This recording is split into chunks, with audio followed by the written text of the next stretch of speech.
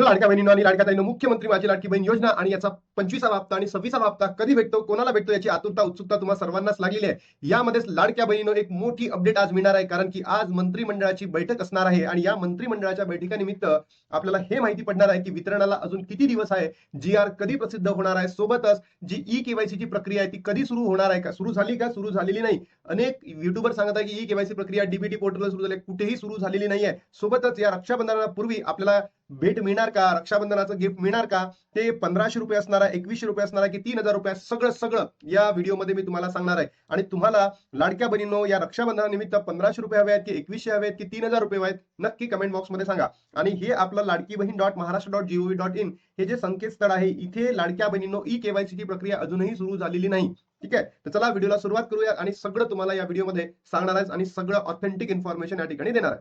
बघा लाडक्या बहिणींनो, आजची जर तारीख बघितली 11 आणि आज काय आहे, मंत्रिमंडळाची बैठक आहे, मंत्रिमंडळाची बैठक आहे। आणि या मंत्रिमंडळाच्या बैठकीमध्ये जो आपला जुलै महिन्याचा हप्ता आहे आणि आता ऑगस्टचा हप्ता असणार आहे, याबद्दल चर्चा केली जाणार आहे।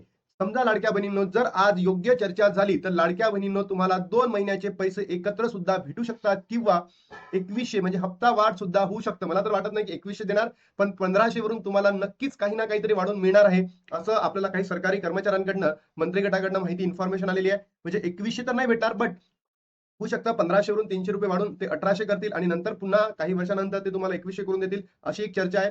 आणि सोबत तुम्हाला 1500 रुपये सुद्धा भेटू शकतं, म्हणजे त्यांनी जर नाहीच केला निर्णय तर तुम्हाला अशा पद्धतीने भेटू शकतात। तुम्ही कमेंट बॉक्समध्ये सांगा, तुम्हाला 3000 पाहिजे, 2 महिन्याचे पैसे एकत्र पाहिजे, 2100 पाहिजे, 1800 पाहिजे की 1500 पाहिजे, की सरसकट बहिणींना, अपात्र आणि पात्र बहिणींना या रक्षाबंधनाचं गिफ्ट त्यांनी द्यायला पाहिजे, नक्की कमेंट बॉक्समध्ये सांगा। त्यानंतर लाडक्या बहिणींनो, जर आज निर्णय आला आणि जर जी आर प्रसिद्ध झाला नाही, आज उद्या परवा निर्वा म्हणजे 15 तारखेपर्यंत आपल्याला वितरण होणार नाही। बट सरकारने या ठिकाणी आपल्या लाडक्या बहिणींचा गेम करू नये की त्यांना रक्षाबंधनानिमित्तच जुलैच महिन्याचा हप्ता देऊ, फक्त जुलैचाच। म्हणजे असं काय करेल, रक्षाबंधन आलाय तर बाबा आता नाही द्यायचा, तर काय करू, 28 तारखेलाच 1500 रुपये त्यांना देऊ, असं सरकारने करायला नको।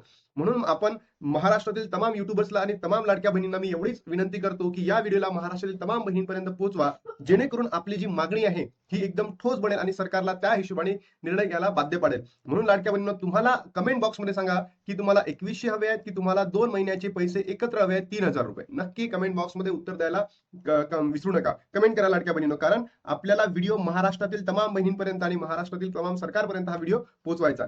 त्यानंतर लाडक्या बहिणींनो, आता मी तुम्हाला इथे क्लिअर कट सांगतो की आपल्याला किती पैसे मिळणार आहे। बघा, जर 15 ऑगस्ट पर्यंत पैसे भेटले तर ते 1500 असतील आणि जर सरकारने आपला गेम करण्याचा प्रयत्न केला तर 28 ऑगस्ट पर्यंत सुद्धा तुम्हाला 1500च मिळणार।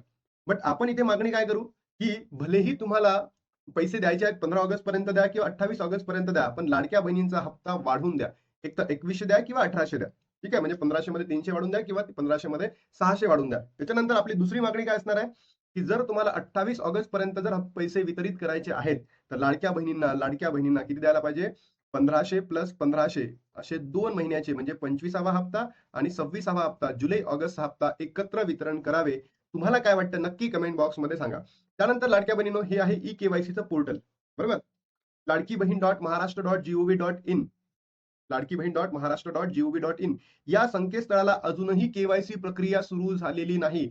बघा लाडक्या बहिणींनो, मी बाकीच्याही पोर्टलवर बघितलं, काही युट्यूबर सांगत आहे की ई केवायसीची प्रक्रिया सुरू झाली आहे, तर ई केवायसी प्रक्रिया अजूनही सुरू झालेली नाही, अजूनही सुरू झालेली नाही। कोणत्याच बहिणींनी कोणत्याच अफवाला फसू नये, कारण तुमचे जे पैसे आहेत, तुमचे जे अकाउंट्स आहेत, हे कधीही खाली होऊ शकतात। म्हणून सांगतोय, ई केवायसी प्रक्रिया अजूनही चालू झालेली नाहीये आणि कोणी कोणतीही वेबसाईट दाखवत असेल त्या वेबसाईटला जाऊ नका। याच वेबसाईटला इथे ई केवायसी सुरू होणार आहे, या लास्ट टाइमला जर तुम्ही बघितलं असेल तर इथे सुरू झालेली आहे, ते बाकी कोणत्याही वेबसाईटची ग्राह्य धरली जाणार नाही। म्हणून लाडक्या बहिणींनो, या महिन्याच्या अखेरीपर्यंत, ऑगस्ट महिन्याच्या अखेरीपर्यंत तुम्हाला ई केवायसी करावी लागणार आहे। आणि त्या ई केवायसी साठी कोणते कागदपत्र लागणार आहे, बघा इथे दिलंय, मुख्य पृष्ठ आहे, योजनेची माहिती आहे सगळंच, आणि इथे आवश्यक कागदपत्रे, या आवश्यक कागदपत्रावर जर टिक केल्यानंतर तुम्हाला अशा पद्धतीचं होतं, आधार कार्ड, अर्जामध्ये राशन कार्ड प्रमाणे नाव नमूद करावे।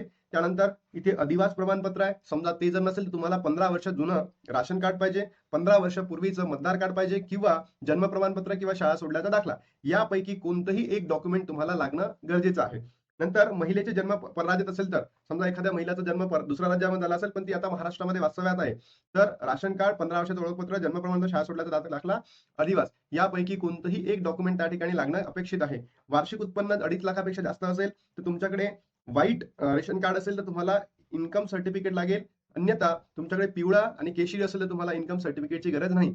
आणि नवविवाहित असेल तर लाडक्या बहिणीनं तुमचं नाव त्या राशन कार्डमध्ये पाहिजे, किंवा तुमच्याकडे काय म्हणतो आपण जे मॅरेज सर्टिफिकेट आहे ते सुद्धा लागेल. आणि तुमचा बँकेचा तपशील म्हणजे तुमचं जे आधार आहे आणि तुमचं बँक अकाउंट आणि तुमचं मोबाईल आहे एकमेकांना काय पाहिजे, कनेक्टेड पाहिजे. आणि नंतर तुमचं एक हमी पत्र लागेल आणि तुमचा फोटो. ठीक आहे. इतके डॉक्युमेंट तुम्ही लाडक्या बहिणीनं तयार ठेवा, अन्यथा ई-केवायसी प्रक्रिया सुरू होईल आणि त्याच्यानंतर तुम्हाला काहीही मिळणार नाही. बरोबर. म्हणून हे सगळे डॉक्युमेंट त्या ठिकाणी रेडी ठेवणं गरजेचे आहे. आता वितरणाला किती दिवस होईल हे आपल्याला आज माहिती पडेल. आज मंत्रिमंडळाची जी बैठक आहे याच्यामध्ये व्हायला पाहिजे. तर मला तरी असं वाटतं की 15 ऑगस्ट पर्यंत वितरण होईल.